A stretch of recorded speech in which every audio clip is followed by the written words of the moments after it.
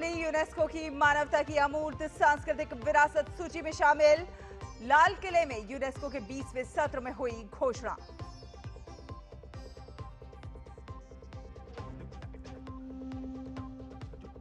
Junior hockey विश्व cup में कांस्य पदक के मुकाबले के लिए भारत की पुरुष टीम आज उतरेगी अर्जेंटीना के सामने। भारत की नजर 9 साल बाद प्रतियोगिता में पदक जीतने पर।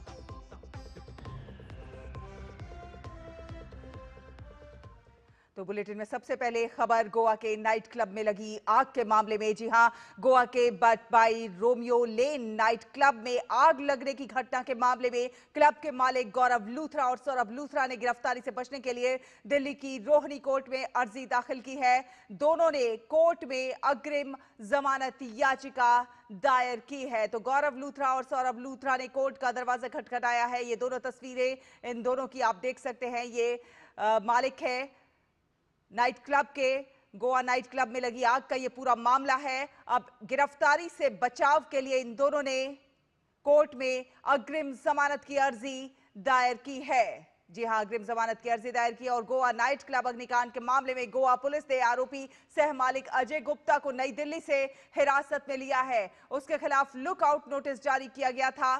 गिरफ्तारी के बाद अजय गुप्ता का पहला बयान भी सामने आया है। अजय गुप्ता ने कहा है कि वो बस एक साझेदार है और कुछ भी नहीं पता है। अजय गुप्ता को आज गोवा पुलिस ट्रांजिट रिमांड पर गोवा ले जाएगी और वहां उन्हें कोर्ट में पेश किया जाएगा। जी हां, गोवा पुलिस जो है ट्रांजिट रिमांड पर गोवा लेकर जाएगी और वहां उन्हें कोर्ट में पेश किया जाएगा। संवाददाता विकास सारथी हमारे साथ जुड़े हुए हैं इस पर ज्यादा जानकारी के लिए। विकास, गोवा पुलिस जो है अब अजय गुप्ता को गोवा ले जाएगी और वहां पर ट्रांजिट रिमांड पर गोवा ले जाएगी, कोर्ट में पेश किया जाएगा। और उससे पहले अजय गुप्ता का एक बयान भी सामने आया है जिसमें उन्होंने कहा है कि उन्हें कुछ भी ज्यादा नहीं पता और वो तो बस एक सहयोगी है।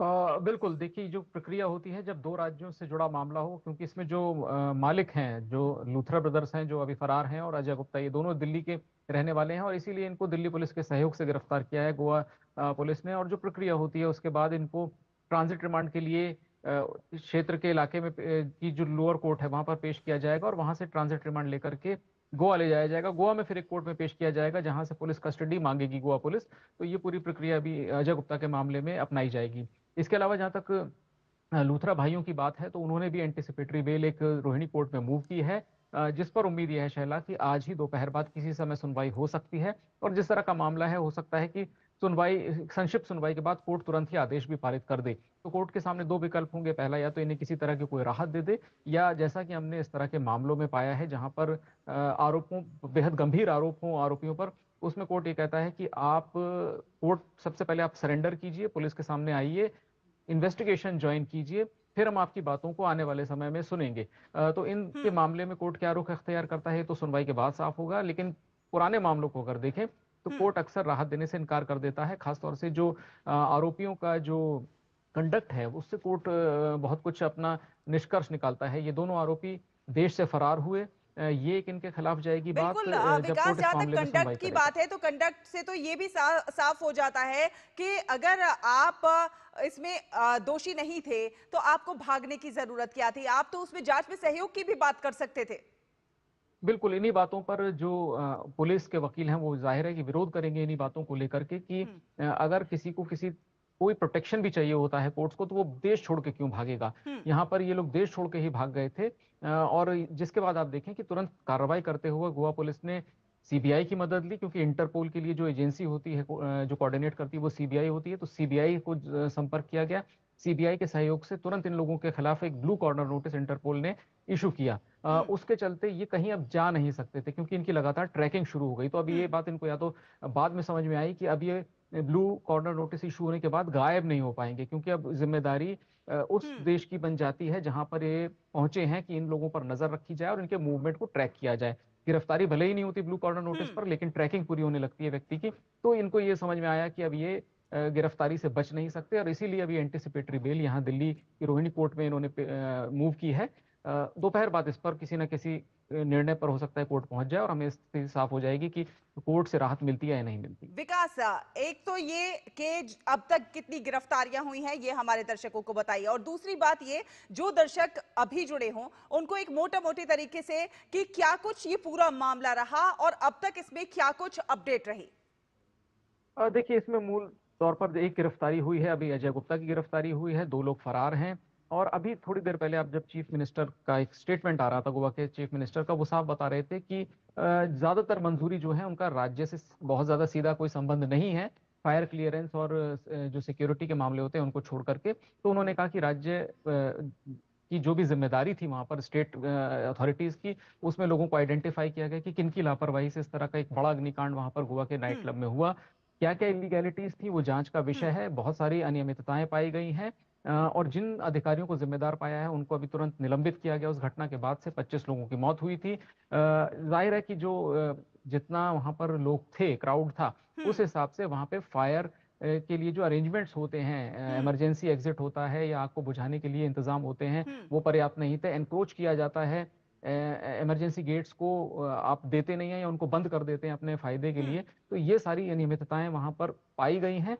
जाँच हालाँकि अभी चल रही है, लेकिन प्रथम दृष्टया प्रशासन का ये कहना था कि हाँ, इसके लिए सीधे-सीधे मालिक ज़िम्मेदार हैं।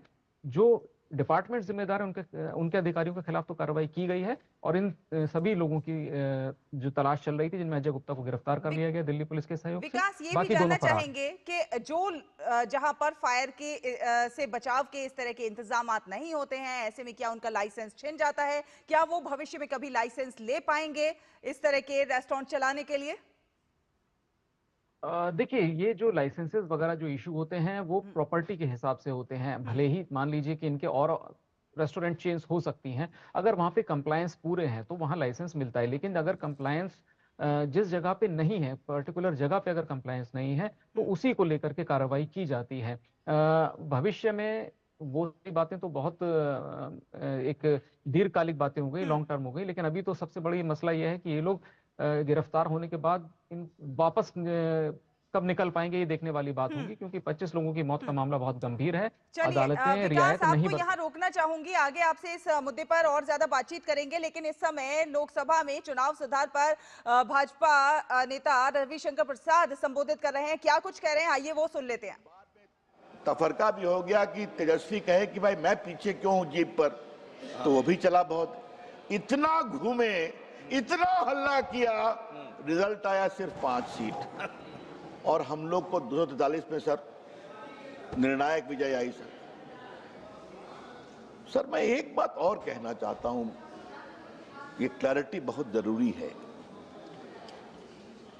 जनता आपको इसलिए वोट नहीं देती कि जनता ने नरेंद्र मोदी सरकार और नीतीश कुमार सरकार का काम देखा है, उनके काम के कारण वोट देती है, जिताती है।